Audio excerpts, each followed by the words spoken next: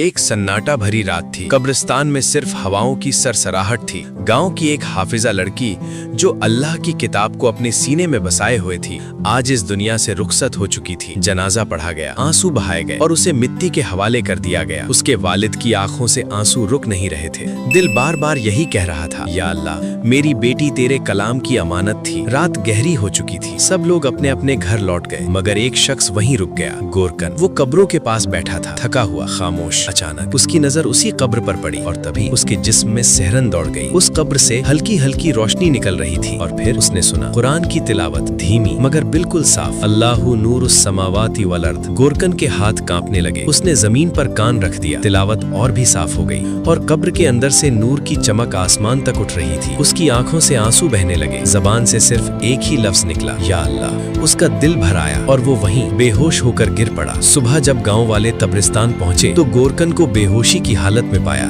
होश में आते ही वो बार बार बस एक ही बात दोहरा रहा था, मैंने अल्लाह का नूर अपनी आंखों से देखा। मैंने कब्र के अंदर कुरान की तिलावत सुनी। ये कोई आम कब्र नहीं थी, ये उस दिल की कब्र थी जिसमें अल्लाह का कलाम जिंदा था। हाफिज कुरान मर कर भी जिंदा रहते हैं, क्योंकि कुरान नूर है और नूर कभी बुझता नहीं।